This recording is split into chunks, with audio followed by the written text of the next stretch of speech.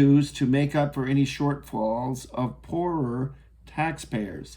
Although Basil's actions were obviously unpopular with the rich aristocracy of the Eastern Byzantine Empire, the Eastern Roman Empire, he was well liked by the rural inhabitants of Anatolia.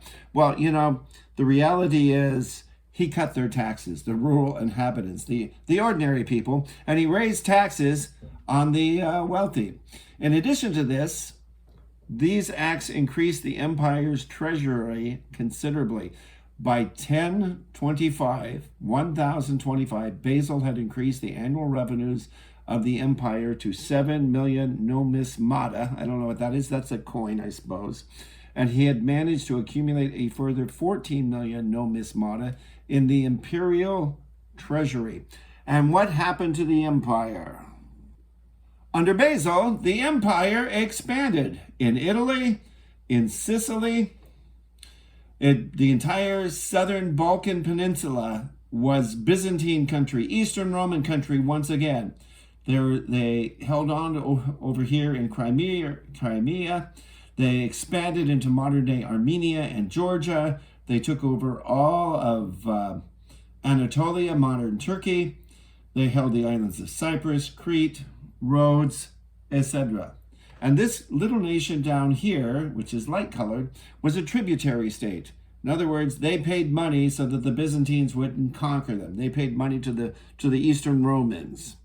So what do you think brought about the decline of the Eastern Roman Empire? Well, Basil died, and they got rid of that tax on the wealthy. And all of a sudden, the wealthy were free. And what do you think? Free from taxation, largely from taxation. And quite naturally, they began accumulating wealth at the expense of everybody else. In other words, the rich got richer once that tax was eliminated within a few short years of the death of Basil II.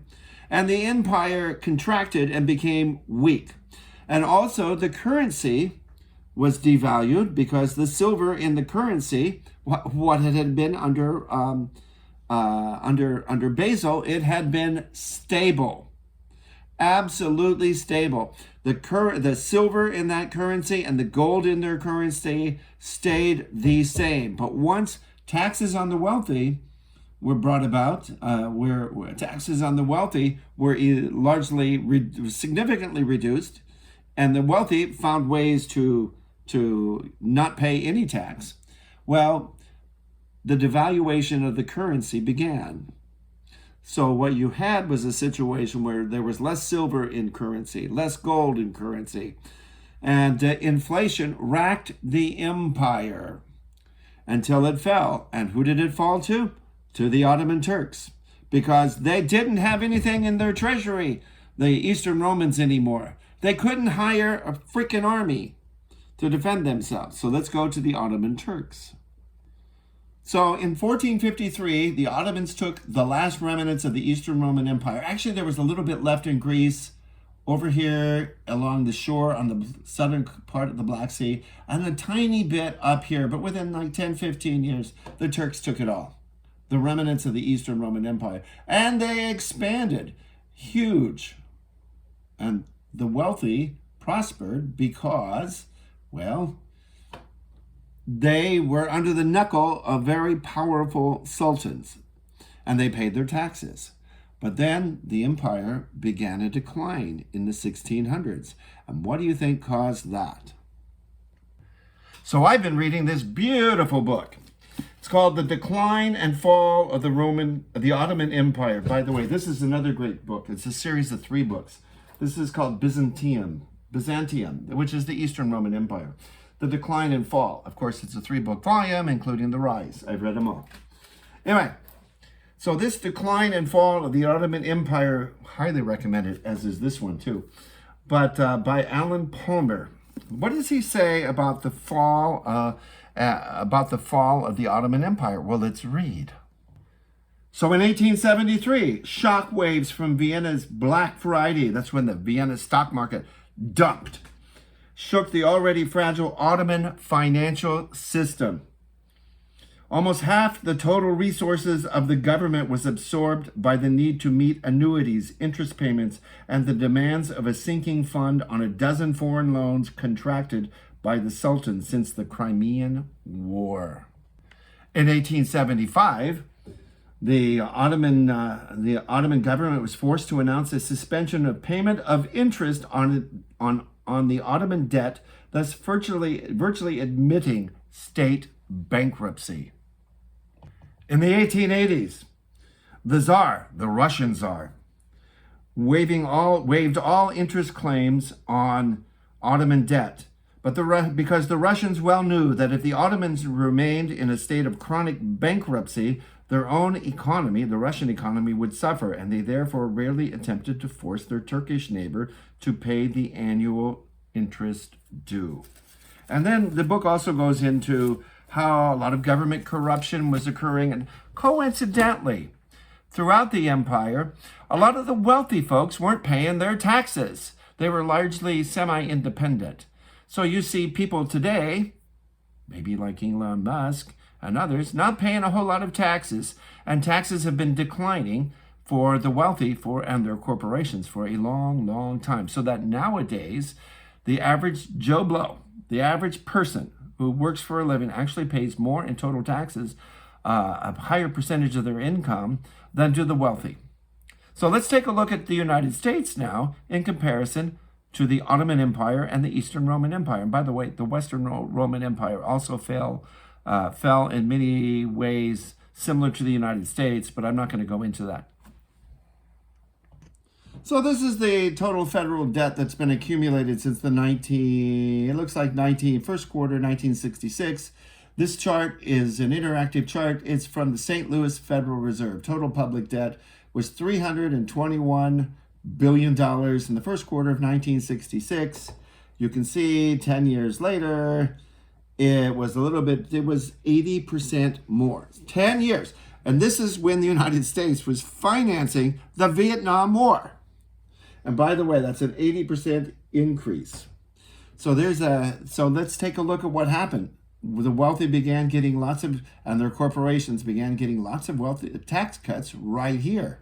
And of course, the deficit, the total public debt, like in the case of the Ottoman Empire, kept going up and up. And you notice it's going up, up, up, up, up, and away, way away. So that since right here, 2009, 2008, it's gone from about a little under, the second quarter 2008, it's gone from about $9.5 trillion to above $36 trillion. So right now, the Republicans want to add to it by cutting taxes for the wealthy. Well, okay, to extend tax cuts for the wealthy. The wealthiest people in the history of the world, and probably, with the exception of the Roman Empire and the Ottoman Empire, the least taxed. And those empires, by the way, are now gone. Now let's take a look at this. So this is the Consumer Price Index, also from the St. Louis Federal Reserve. And you notice today what costs $320 cost exactly, oh my gosh, looks like January 1947 would cost $21 back then. So do you think there's devaluation right there in the dollar? Of course. So if you go back here, right, I think it's in 1983, where that's where the Fed decided that's their starting point, where $1 equals $1 or $100 equals $100. But you can see the devaluation of the U.S. currency continued unabated from there. It's huge. So how bad is the devaluation of the currency? Well, let's take a look at the price of households. The average price of a house in the first quarter of 1963 was $17,800, the average. So let's take a look at 1990. The average was $119,900. You go back to the Great Recession, it was $208,400. And in only 16 years, it has more than doubled. Is that right? Let me make sure of that. I don't want to say it. 208, it's now 417. So it's more than doubled in 16 years. And the reason why is the same reason why the Byzantine Empire fell, the empire of the Ottomans fell. It's political corruption where the rich are made richer by lowering their taxes so that there's the deficit has to increase. Every year the United States has to spend more money to stay afloat than it takes in taxes, and therefore it has to borrow money. And the result, as you can see, of what's going on is that inflation is ramping up, interest rates are ramping up, and the cost of goods are ramping up. This is no different than what happened in the Ottoman Empire, the Roman Empire, could be the Eastern Roman Empire or the Western Roman Empire. It was the same thing. The corruption in the United States government is huge. Looked like Doge was going to do a good thing and bring about, expose some of that corruption, and they did. And Doge did, but what happened to the savings? What savings? There was no savings. Any savings that happened went to the military, which is extremely profitable. But once again, we're spending money the United States doesn't have in tax revenue. And there's all sorts of other criminal activities going on. And we're going to cover these too. So like The homeless crisis. People are making a ton of money off the homeless crisis, and the homeless crisis is simply getting worse because all that money, it's just like a big cesspool, all that money to cure homelessness, to get rid of homelessness, it's just going into this big sea. It's making people rich. It's like a big industrial complex. And Joe Biden, when he left office, he made sure some of his bribers, benefactors, and friends made off with billions of dollars after Kamala Harris lost. So we're going to get into a lot of this stuff. But right now, the corruption's massive in the United States government. It's no different and probably as bad as under the Ottoman Empire, and probably as bad under the Eastern Roman and Western Roman Empire. But anyway, that's it for today. And we're going to get into these other issues later. You folks have a nice one. It's sunny out. It's 5 o'clock. And I'm going. So you have a good one. Hey, if you please like, share, and subscribe if you like what you see here. Thanks.